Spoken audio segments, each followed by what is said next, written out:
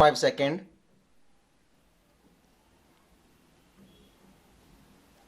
Start. Nepal was a Hindu kingdom in the past and then a constitutional monarchy in the modern period for many years. Throughout this period, political parties and the common people of Nepal have wanted a more open and responsive system of government. But the king, with the help of the army, retained full control over the government and restricted the expansion of democracy in Nepal. The king accepted the demand for a new democratic constitution in 1990 in the wake of a strong pro-democracy movement.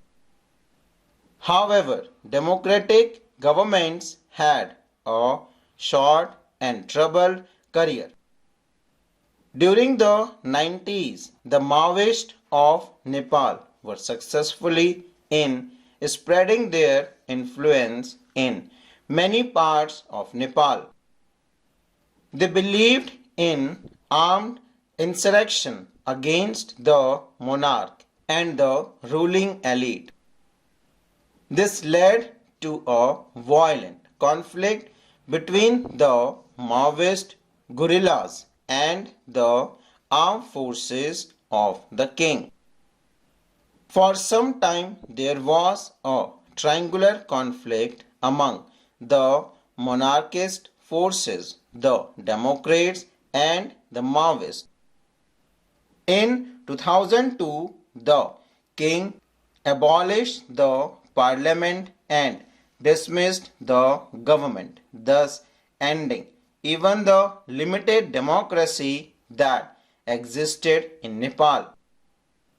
In April 2006, there were massive countrywide pro-democracy protests.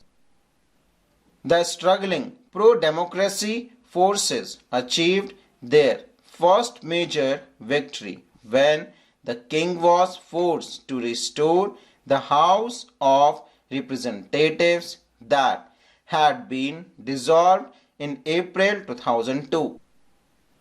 The largely non-violent movement was led by the seven-party alliance SPA, the Maoist and social activists. Nepal's transition to democracy is not complete.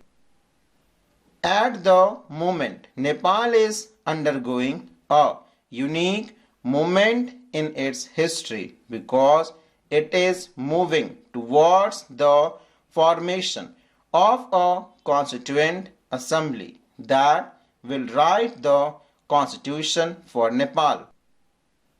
Some sections in Nepal still think that a nominal monarchy is necessary for Nepal to retain its link with the past. The Maoist groups have agreed to suspend armed struggle. They wanted the constitution to include the radical programs of social and economic restructuring. All the parties in the SPA may not agree with this program. The Maoist and some other political groups are also deeply suspicious of the Indian government and its role in the future of Nepal. Sri Lanka has retained democracy since its independence in 1948. But it faced a serious challenge not from the military or monarchy but rather from ethnic conflict leading to the demand for cession by one of the regions. After its independence, politics in Sri Lanka was dominated by forces that represented the interest of the majority Sinhala community. They were hostile to a large number of Tamils who had migrated from India to Sri Lanka and settled there. This migration continued even after independence. The Sinhala nationalists thought that Sri Lanka should not give concessions to the Tamils because Sri Lanka belongs to the Sinhala people only. The neglect of Tamil concerns led to militant Tamil nationalism. From 1983 onward, the militant organization, the Liberation Tigers of Tamil Elam (LTTE), has been fighting an armed struggle with the army of Sri Lanka and demanding Tamil Elam or a separate country for the Tamils of Sri Lanka. The LTTE controls the northeastern part of Sri Lanka.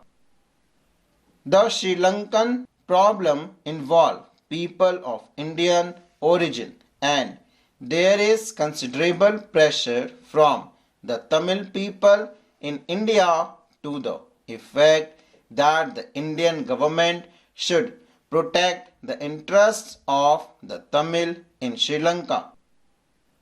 The government of India has from time to time tried to negotiate with the Sri Lankan government on the Tamil question. But in 1987, the government of India for the first time got directly involved in the Sri Lankan Tamil question. India signed an accord with Sri Lanka and sent troops to stabilize relations between the Sri Lankan government and the Tamils. Eventually, the Indian army got into a fight with the LTTE. The presence of Indian troops was also not liked much by the Sri Lankans. They saw this as an attempt by India to interfere in the internal affairs of Sri Lanka. In 1989, the Indian Peacekeeping Force IPKF pulled out of Sri Lanka without attaining its objective. The Sri Lankan crisis continues to be violent. However, international actors, particularly the Scandinavian countries such as Norway and Iceland, have been trying to bring the warring group back to negotiation. The future of the island hinges on the outcome of these talks.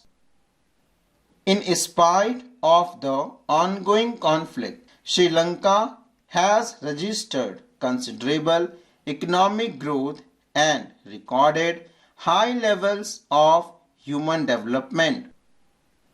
Sri Lanka was one of the first developing countries to successfully control the rate of growth of population, the first country in the region to liberalize the economy, and it has had the highest per capita gross domestic product GDP for many years, right through the Civil War. During the ravages of internal conflict, it has maintained a democratic political system.